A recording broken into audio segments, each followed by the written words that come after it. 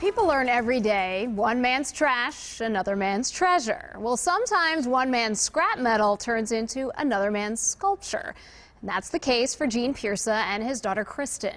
The scraps of metal are repurposed and eventually find their way onto Gene's front lawn. In this week's Finding Minnesota, John Lauritsen takes us to West Hennepin County, where a father-daughter team is inspiring others while they inspire each other.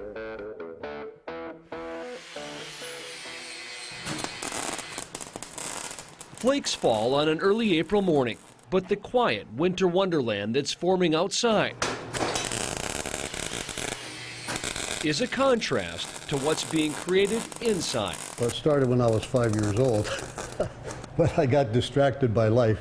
Gene Piersa was born in New York, grew up in South Dakota, and really became an artist in California.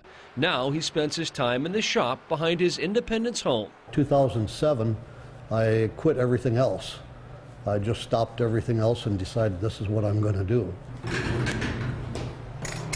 What he's doing is turning scrap metal into towering pieces of artwork that go on display in his front yard.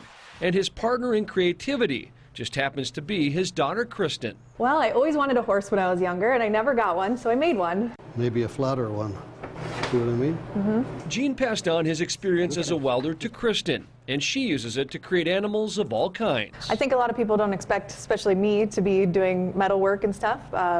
So it's fun that I get to do that with my dad, and he's kind of taught me along the way. With more horses than people in this part of the state, horseshoes for Kristen's artwork aren't hard to come by.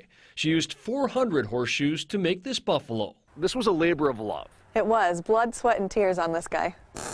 Looking pretty good. It can take months of bending, grinding, and welding to make one piece. But for Gene, time means nothing. He uses what he calls notes to self for inspiration. Sketches are in his head, and each piece of metal is like a key piece in a puzzle. This first step comes to me clear. I start with that, and then the next step, and then the next step. Yeah, it's kind of like life, too, in a way, but that's how I develop my designs. Designs are pieced together with old bicycles or farm equipment. This one is called push-pull.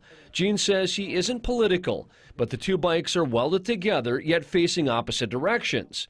A sculpture, he says, symbolizes politics. They can pedal all day, but they're not going to move. Gene's pieces, like this one at Normandale Community College, can weigh up to 2,000 pounds, and they're not easy to move. I sometimes knock on doors around the neighborhood, collect as many guys with good backs as I can, and then they say, you should buy a forklift. What's a forklift?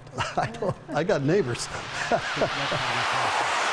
But people who drive by know who he is, and like a magnet, they send scrap metal his way. Last year I had 12 people call me and said they had steel to get rid of if I was interested.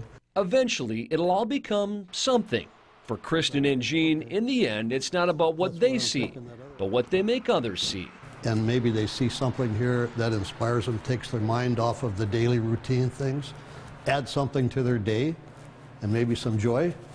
He's still working hard, and I think that's inspiring for me, just because I see him healthy still and doing what he loves. John Lauritsen, WCCO 4 News. Gene says when it comes to selling his larger pieces of art, he does like to negotiate with customers rather than have a set price. For more information on Piersa Studios, just go to our website and click on links. I mean, that sure was very pretty out there. A lot of snow. Impressive. It looked beautiful. Yeah, I mean, even more so today.